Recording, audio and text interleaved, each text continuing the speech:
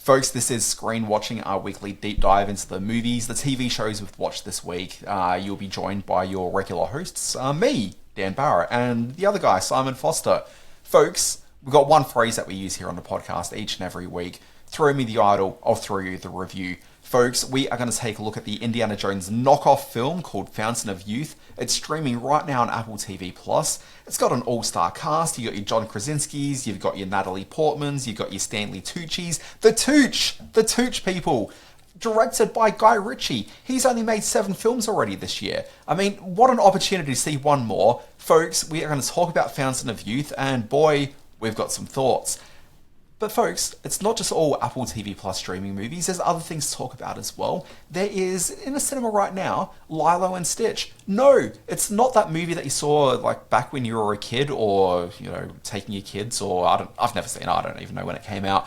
It's not the animated film, it's a live action film with computer animation, so it may as well be animated. Folks, that's playing in cinemas right now. Simon has taken a look. He's a grown adult man, but he still went into the kids session and gave it a bit of a look-see.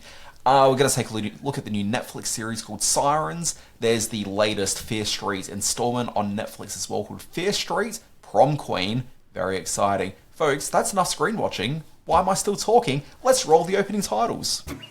This is not like TV, only better. Television! Teacher, mother! Secret lover. What, that's it? That's your movie? Well, I said that I had an idea for a movie.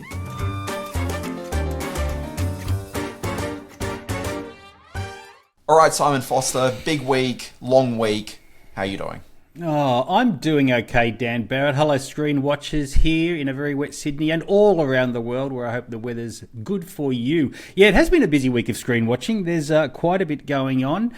Before we get the emails, it's pronounced Lilo and Stitch, not Lilo and Stitch. Lilo is an Australian term used for a beach type of couch that we extend and lie on. Is that an international term, Lilo? Do people have Lilos in other parts of the world, or is it some other name?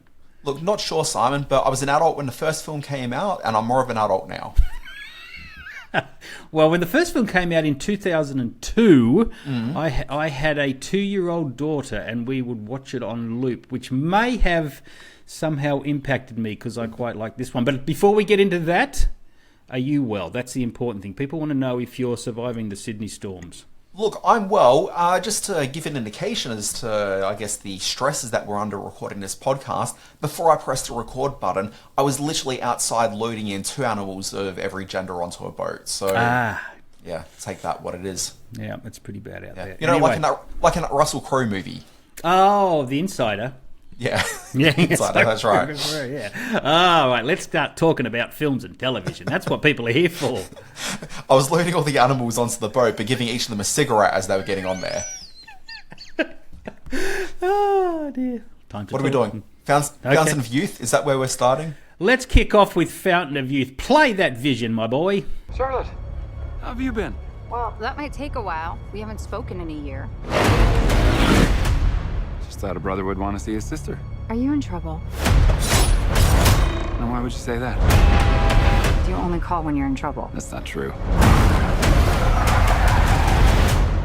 Alright, Fountain of Youth, here's what you need to know. Back in, was it 1981, there was a movie called Indiana Jones and the Raiders of the Lost Ark. No, there Although wasn't. Really, no, it was there just, wasn't. Simon! Just Raiders of the Lost Ark. just- You know how defensive I am about that. Just hold tight. As we all know, it wasn't the first adventure in the Indiana Jones Chronicles. There were many adventures of him as a kid, which have been retrofitted with numbers. Anyway, there was a movie called Raiders of the Lost Ark, which we all know as Indiana Jones and the Raiders of the Lost Ark, unless you're a pedantic little virgin nerd like Simon Foster. Yeah. It came Keep out. going. I'm not gonna Lots bite. of people Keep enjoyed going. it. Lots of people enjoyed it. We all saw large boulders chasing after Harrison Ford. And from that moment, I think all of us had a love affair with the idea of these swashbuckling movies, which supposedly harken back to the movie serials of yesteryear. But, you know, anytime I see movie serials of yesteryear, it's never really anything like that. So, whatever, take that for whatever it is. But we all love those movies. And so, when we all love a type of movie, they keep on making that type of movie. We've seen in the cinema over the years, things like King Solomon's Mines, for example. We've seen those Tomb Raider movies. We've seen all these pastiches of the Indiana Jones films, which is a pastiche upon itself. Now, those Indiana Jones movies did it really well. I would counter the idea that people love this as a genre and say, people love the Indiana Jones movies, they like the idea of the genre, but every other movie that wants to be an Indiana Jones type film is never ever any good. In fact, I dare suggest that a lot of the later Indiana Jones films also follow that model. Simon is nodding in agreement here because... I'm on board with you. They fell off a cliff there, no pun intended, but you're absolutely right. Those films fell off a cliff, but this is a genre of movie that just almost never works. Last week, I believe it was on this podcast, or not one of the 15 other podcasts we do, Simon made reference to the Romancing the Stone film. Yes, yep. One of the other podcasts, yes. Best movie in 1987. Do check it out. It's a hell of a podcast. Yeah, so look, we referenced that, and I'd say that the first half of that movie actually fits this mold pretty well.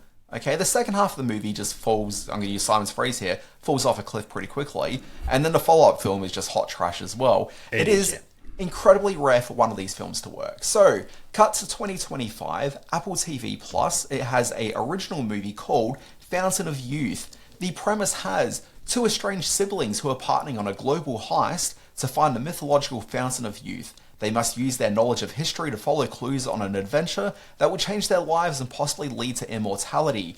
What we're seeing here is an Indiana Jones pastiche with John Krasinski and one Natalie Portman as the aforementioned brother and sister teaming up to find this, hallowed bit of mythological lore. Now, does this movie work? It works just as well as every other movie that wants to be Indiana Jones, which means that no, it does not work. It is a terrible movie, but the biggest crime that this movie has, and look, you can go back and look at things like, say, the aforementioned King Solomon's Mines.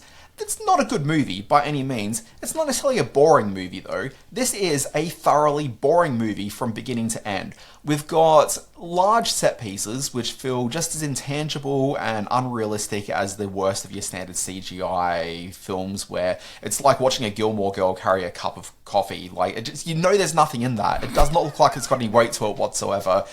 That is this movie. There is no weight to any of this. You've got Natalie Portman, who is kind of doing her standard, I'm not really invested in this movie, but I'm just kind of doing the, going through the billings.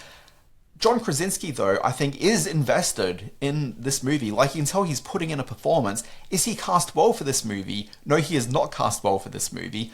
John Krasinski, Jack Ryan aside, is not an action star.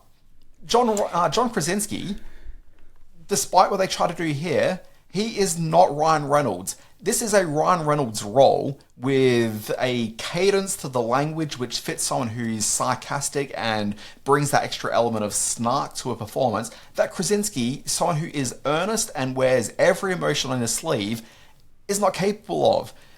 We're watching him, and yes, he was an action star in Jack Ryan, but that was a show which the entire sort of construct of that series, from both the way the character is introduced into the world of that, the scenarios they set him up in, it is set with this idea that he was kind of this sort of nebbishy guy that's in pretty good shape that is sort of thrust into this world of being a super spy.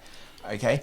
What we've got here is a guy who is a little bit of a toff, a bit flamboyant, a little bit sort of supposedly snarky, but not in Krasinski's delivery of it by any means. Like, he's an over-the-top character, and that's not Krasinski at all, and the entire film hinges upon his performance. This film is over the top and loud and noisy, and still sleep-inducing at the same time. Simon, I did not care for it. You've seen it. How did you feel about it before we go into particulars? Well, Dan Barrett, for only the fourth time in the history of this podcast, which is now nearing 250 episodes, I agree entirely with you. This is a film that, and let's delve into the what's wrong with Krasinski in this role. It really exposes him as quite cards on the table. I like Krasinski. I really like Krasinski. We've done Krasinski before, and we like the Krasinski for sure, but what happens here is it exposes him very much for the vanilla performer that he is. There is no edge to what is a decidedly edgy character. He's a high stakes sort of archaeological thief, I guess you could say, a person who collects rare antiquities and does so with an adventurous bonhomie to him. And that's not Krasinski at all. He is droll and he underplays, and when he's asked to go big in this, it just doesn't convince at all. As we said off air, the problem here isn't Natalie Portman per se, but as I mentioned, there are some actors who can't hide the fact they're doing a paycheck performance. And I mentioned Jeff Bridges. Jeff Bridges is someone you know is doing it just for the bucks when he's up there on screen. When he's fully invested, he's the greatest actor we have. When he's not, it shows. Natalie Portman is that to a certain extent. She goes... There's one scene where she has to unload a whole lot of exposition, something about the numbers on the back of the paintings, and if you do that, and you cross that over there, and if you go to the Wiccan Bible, and all this sort of stuff. And the look on her face was as if she was reading it off a board, just off camera a bit. So... there is a huge amount of waste in this film, not just in what I'm sure the budget represents, but Carmen Ejogo as one of the Krasinski's team adventurers. She literally walks around like his pet dog for most of this film, and she's a great actress and a beautiful woman and should be given more to do, and she doesn't have anything to do in this film. Can I interrupt there, because this is just touching upon one of the real heavy points that I want to make with this film. Okay, so this is your main cast in terms of how they're presented on screen, so like the sort of prominence that they have. You got your leads, you got your John Krasinski, you got Natalie Portman, and then the other people I'd say are the stars of the movie are your supporting team. Okay, and in order of the value that they're presenting on screen from the beginning, okay, so we're going Krasinski, Portman, and then probably Carmen Ejogo, and then you've got the other guy who plays Murphy, his name's Laz Alonso. And then after that, you've got Domhnall Gleeson. Mm-hmm. Now, Domhnall Gleeson is obviously a far bigger star than the other two people that have greater prominence to him. So you're watching him at the beginning going, well, obviously he's going to be revealed to be somebody that he isn't right now, because otherwise you're violating everything we know about having seen movies for the last, 70 years. That's exactly right. It is completely ridiculous. Like, they've overcast this guy who, in the final act, is given a bit of a heel turn. We reveal that he's not everything that he claims to be, and so suddenly elevates the character's stature up to the name level of Domhnall Gleeson, who's not the biggest star in the world, but he's certainly a much bigger star than Carmen Ejogo and Laz Alonso. Oh, for sure. And we should point out that for the real dummies in the audience who get this far into the film... and are loving the movie... Natalie Portman says at one point, there's something a little bit strange about that Domhnall Gleeson. I wonder what could be going. So they literally telegraph what might have been the only surprise in this film. And then... And poor Isa Gonzalez, who is one of the most beautiful women to stand in front of a camera and who has a bit of a history with making poor cinematic choices in the work that she does, opposite Jake Gyllenhaal in Ambulance for starters, but who is really called upon, or at least her stunt person is called upon to do a lot of the heavy action lifting in this film. And it just doesn't cut it, just doesn't come across at all. So, and then when you get to the ending, when you just want this film to wrap up, they lather on the special effects in a way that is just so reminiscent of Indiana Jones and the Last Crusade, and to a certain extent, and we haven't mentioned this yet, but this is really a riff on National Treasure, the Nicolas Cage films. I even forgot that was even a thing. But I mean, National Treasure is just a riff on the Indiana Jones films. So well, exactly, yeah. So what you have here is a big bit of Apple TV content that doesn't really have any value as a film, despite a lot of notable names being involved.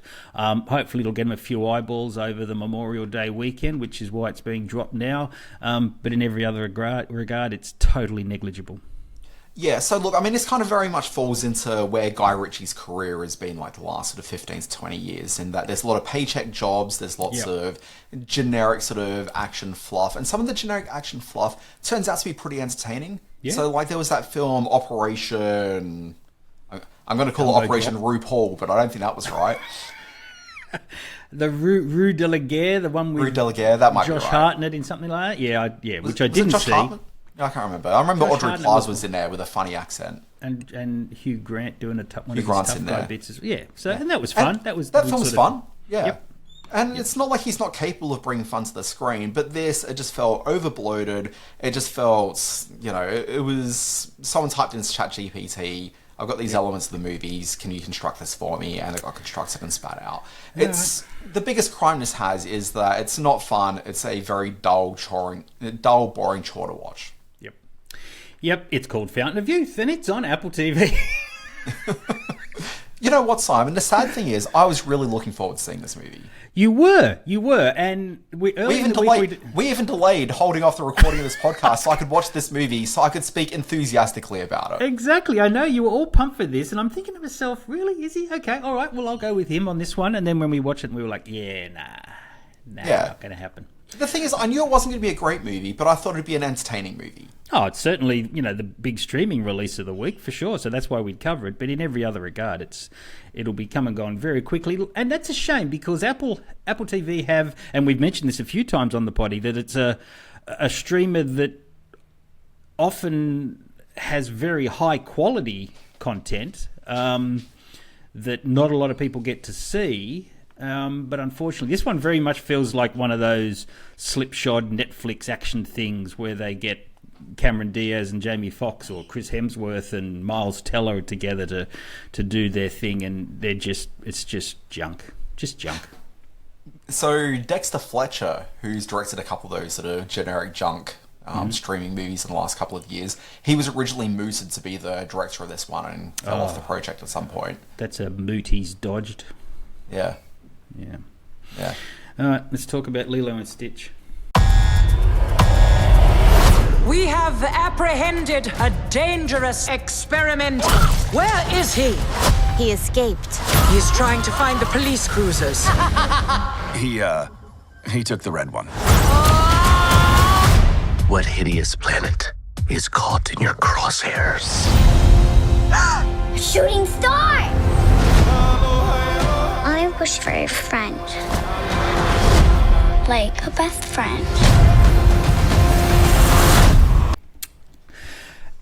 As I mentioned previously, the original Lilo and Stitch, directed by Chris Sanders, who did the voice for the original animated one and returns for this. I hate using the word live action because they're not live action movies, but let's just say the photorealistic version of Lilo and Stitch. He Sorry, Simon. I know we just played the trailer, but we. Yeah. Sorry.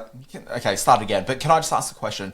Is there live action actors in this, or is? Oh yeah, of course. Yeah. No, it's all real actors, but yeah, much like. Do it again because we'll have seen the trailer, so it, defies the reality we've created here if I ask questions about that. Okay. 3, 2, 1. As I mentioned previously, I am a huge fan of the original Lilo and Stitch. My eldest daughter Madison and I would watch this on rotation when it was released back in 2002. I'd don the hula skirt and do the dance that was made iconic from the film along with my daughter next to me, and very often late at night without her. But the point being, it was a fun film and one that sort of maybe defied expectations a bit in becoming a Disney property, because it wasn't the cute cuddly little thing that the animals from Snow White were.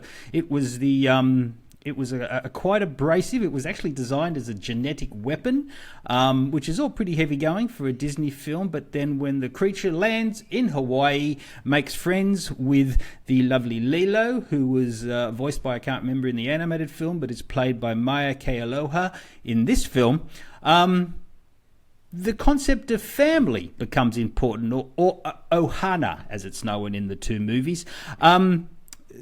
Ohana in this film is represented by the older sister Nani, who's played by the truly lovely and very talented Sydney Elizabeth Agudong. She's a great screen presence. Hadn't seen her before, but as sort of that bridging adult-child character in this one, she does a great job. And I've got to say, it's probably all on her shoulders that the ending of this film provided a little bit of a tear in the eye of this crusty old critic.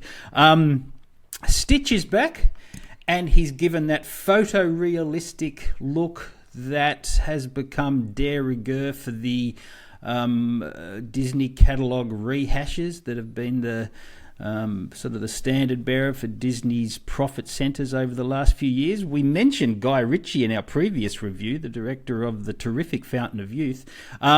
he did the Aladdin sequel, which shows just what he'll do for a paycheck. Not sequel, but remake with Will Smith as the Blue Genie.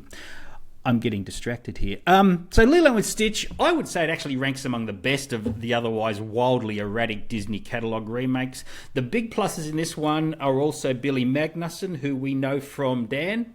Search Party. Search Party. He's terrific as Agent Pleakley, who is the alien critter who comes down and is asked to follow Stitch along and observe his ways on this beautiful tropical island of Hawaii. And Zach Galifianakis, who voices the evil scientist Jumba, and then takes his human form, and together him and Magnussen have a lot of sort of slapsticky fun moments. I must point out, I did offer you the tickets to this, and you said, nah, my little one's not quite ready for a big sort of Lilo and Stitch big screen moment. I would say you made the absolutely right decision, because in the third act of this... Well, Simon, I'm a very good father. You're a terrific father, despite what anyone says, or any government agency is writing about you. There's a third act pivot here in which Jumba goes like for all-out big screen villainy, and I was sitting next to a little boy at the start of the film who got up and ran to his dad's lap, like when the things got loud and a bit nasty. But it was funny. I was early into the cinema and I was sitting there by myself, and this family's mother said, are any of these seats taken? Which one are you taking? And I said, oh no, I'm here by myself. And she went, ah. You know what? She was right. She was absolutely right.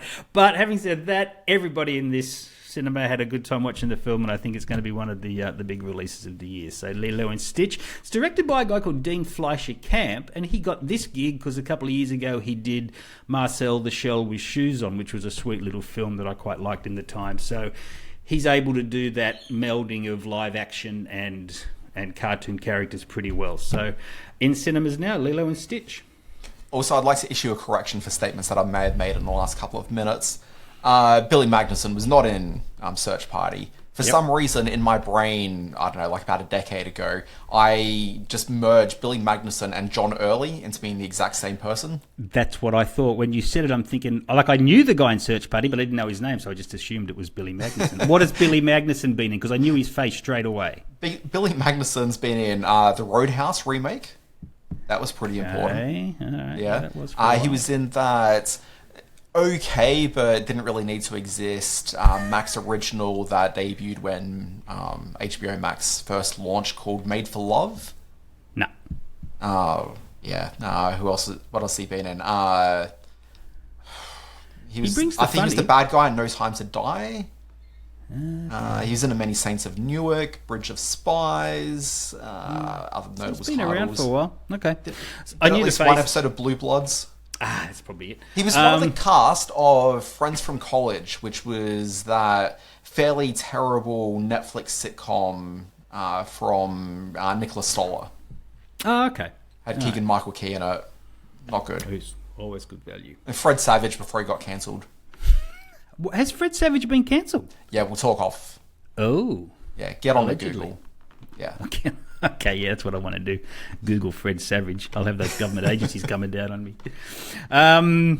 All right, so Lilo and Stitch is in cinemas now. What else is on this podcast today?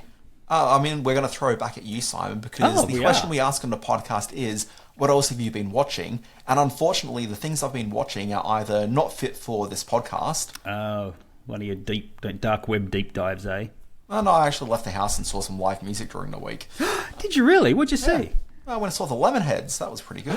That's very cool. Well, it's funny you bring that up because I'm going to see Joan as a policewoman tonight at the town hall. So look at us acting like cool people for a change. Yeah, so I went and did that. And then also I was watching some stuff that doesn't debut till next week. So I can't your embargo is happening. Gotcha. Indeed. All right, fair enough. I miss those days when you were dropping in weird 70s movies that were part of your March movie madness. Maybe you should return to that. I've just had a busy week, Simon. There's a lot going on for me this week. You've had a good week. You've done very well. Anyway, ask me what I've been watching. Simon, what else have you been up to this week? What have you I seen? watched 2 new shows, or one new show and one new movie that have premiered on the Netflix platform. You may have heard of it. The first one is called Sirens. This is a new TV series which I think sort of wants to position itself as the new or the next White Lotus, or a similar sort of fun, water cooler show, and I think it's got every chance of doing that. It stars Meghan Fahey, who we know from, I want to say, season 2 of The White Lotus. Correct. She was also not in Search Party. Yes, another actress not Can in Search confirm. Party. Yes, Yeah. and we'll point out all the actors who aren't in Search Party as this podcast goes forward. She plays a kind of spaced out and a little bit of a troublemaker sister for one Milly Alcock. Now, if you don't know who Milly Alcock is, she starred opposite Tim Minchin in that show on Channel 2, which was a big hit that I didn't see and can't remember the name of. It was actually a Foxtel original that was later screened on ABC. Oh, okay. Yeah, I can't think of the name of it either, but it was quite good. It was quite good, and she's terrific, and you'll see a lot of her over the next couple of years because she's our new Supergirl and as part of the DC universe. Also, sorry, quite notably in the first season of House of the Dragon. Of course, yes, House of the Dragon. Yeah, she's terrific. In this one, she plays the personal assistant of one Julianne Moore on a very large estate that's a little bit cultish. And when Meghan Fahey's character is thrown into the middle of this in all her sort of tattooed arms and black goth outfit, she stands out like the proverbial sore thumb and creates a whole lot of tension and havoc that she may not have otherwise caused if she wasn't there. Look, this is a lot of fun, very bright colours. Yes, it wants to sort of capture that kind of White Lotus-y, Nine Perfect Strangers kind of vibe. I think no, Simon. It's trying to capture the White Lotus vibe. Nothing is trying to capture a Nine Perfect Strangers vibe. Season 2 premiered through the week. Did you not a fan of the first? I didn't see the first lot. No, the first season is wretchedly bad. Oh, wow. Did we cover that on the podcast? I should go back and re-listen I'm to sure some we of did. that. Yeah, I'm it sure was we did. horrendously bad, but second season's debuting, and I was thinking about watching it, but then I read all these reviews saying that it's not quite as good as the first season. Oh. And that was not necessarily meant in a positive way either. Okay. Well, you should watch Sirens instead because it's a lot of fun, a very crisply paced, a lot of very smart, funny dialogue. Milly holds her own against Julianne Moore and Meghan Fahey, and I had a good fun time watching it. It's created by a lady called Molly Smith Metzler, who a couple of years ago did the Margaret Qualley series Made, and that was pretty terrific too for the couple of episodes I saw. So yes, definitely worth checking out Sirens. The other thing I watched... Sorry, Simon, just interrupting. The Tim Minchin Milly Alcock series is called Upright because it was about transporting an upright piano. That's right. The piano was very good in that. Sirens is actually based on a play that Molly Smith Metzler wrote like 15 years ago, and she's adapted it from an off-Broadway setting to this big sort of lavish, Connecticut, New Hampshire type of feeling to it. So you're saying that maybe she invented white privilege and it wasn't Mike White? Yeah, that's definitely what I'm saying. I think that's well documented. Yeah. The other thing I watched was Fear Street, Prom Queen. The Fear Street movies have been terrific fun under the guidance of one Lee Janiak in this one, and they've been all sort of connected by certain years. There was a 1666, there was a 1994, I think there was an 80s one as well. In Fear Street Prom Queen, we go back to the 80s setting. Somehow he's managed to rope in people like Catherine Waterston, who's... I thought she was on sort of a track to superstardom when she got that Alien film a few years ago, but things have kind of fallen off the rails a bit for her.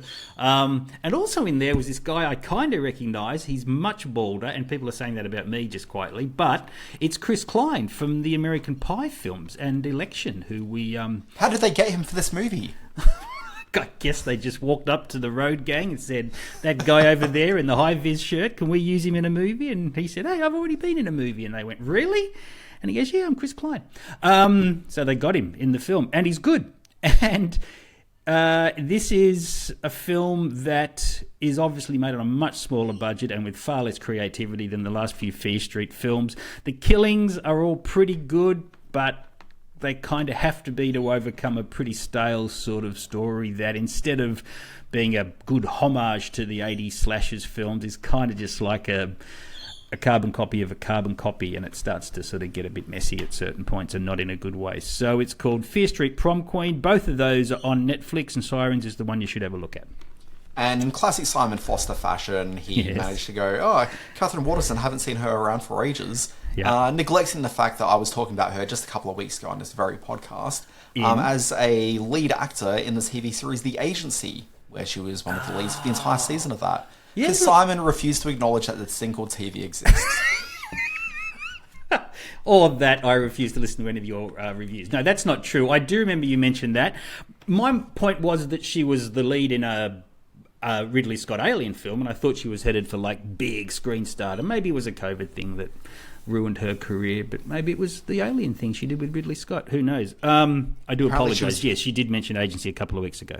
Apparently she was one of the leads in the second season of Perry Mason, which I'll admit I only watched the first episode of and realised I didn't need that in my life. Yep. I like her. I like her a lot. I like her dad too. Yeah.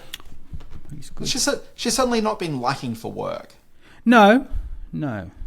But yeah, I mean, I do think you're right in saying that COVID probably played a bit of an interruption there in the way that it did for a lot of people's careers. I think so. And I'm going to mention this now so I don't have to do it at the end of this podcast, on my Screenspace Substack newsletter this week, I do a little bit of an editorial about Is the Movie Star Dead? With Tom sort of aging out of the action roles, who's going to take his place. And that is what I mean. Like someone like Catherine Waterston can come along, star in a big franchise film, and then kind of not get heard of anymore. So, well, I guess the problem for her, and I mean, it's a bit unfortunate that this is even a problem, but she sort of had her big sort of breakout role in the Alien film, which was Alien Prometheus. Covenant. Was it Covenant or Prometheus? No, it was. You're right. It was Covenant, but it was Numi Rapace in Prometheus. Yes.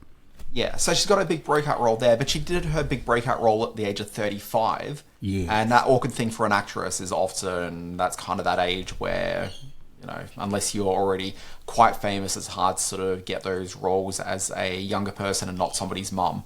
Yes, as Tina Fey said, there are plenty of roles for actresses over 60 in Hollywood if you're Meryl Streep. Yeah. Yep. So yes, you're right. It's a tough sort of transitional period. Shouldn't be, but it is. No, not at all. And it's, you know, yeah, for all sorts of reasons. But yeah, that's certainly just that sort of awkward thing, career-wise. And also, you said there's no superstars anymore. Did you not just mention Chris Klein a few moments ago? You are just tearing me asunder. Oh, you're absolutely right. What has Chris Klein done since American Pie 7, Another Pie? That's unfair. He got as far as American Pie 4. Yes. And which we all know is American Pie, American Wedding. Sure. Yeah, but he was not in... Very much became a Eugene Levy joint at that point. He was sort of lent into for the comic chops in those well, Eugene Levy, much like R2-D2 and C-3PO, was the character that we saw through all the American Pie movies. What happened to Shannon Elizabeth? I think her career sort of went about as far as it needed to. Wow. All right, let's wrap this thing up, because I don't have to ask you the question, do I? Because you weren't watching anything else this week. Oh, nothing I can talk about on the podcast. Okay, I want to know what that is. Come on, let's drop it. No one listens. We've already no one gets this far in the podcast. Oh, okay. Yes, of course, we did. All right. Thanks for that. Yeah. Anyway, Simon, you've got a newsletter. Tell us about it. Let's get out of here. Screenspace on Substack. Please subscribe. There's a paid option if you want to pass up one of your coffees for the week and put that money towards my little writing endeavours. And what do you do, Dan Barrett? I've got this newsletter called Always Be Watching. It's at alwaysbewatching.com. It comes out every day of the week. It's about the streaming TV market primarily, looking at it through the lens of the US, Australia, and Canada and the UK. It comes out 5 days a week. I don't know how you do it every day. Right? What you write, the amount of work you put into a daily newsletter, I am just struggling through the internet to find a weekly one to put together. You do amazing work on a daily basis. Yeah, look, I mean, funny you mention that, because I think I'm going to be putting a lot less work on that newsletter from next week onwards. But we'll talk about that on the podcast next week. All right. Thank you, Dan Barrett. Good to talk to you. Let's go and record a Best Movie Year 1987, which is the other little podcast we do. Second mention for this episode. And we'll be recording a couple of the big movies of 1987. One called River's Edge, which completely rocks my world. So I'm looking forward to talking about that. Well, that's what we're about to talk about now. But anyway, folks, find that podcast in your feeds elsewhere. This has been the Screen Watching Podcast. We'll be back next week with hopefully more passionate reviews than what we've had this week. Maybe you'll watch something. I watched one thing. Folks, we'll see you next week.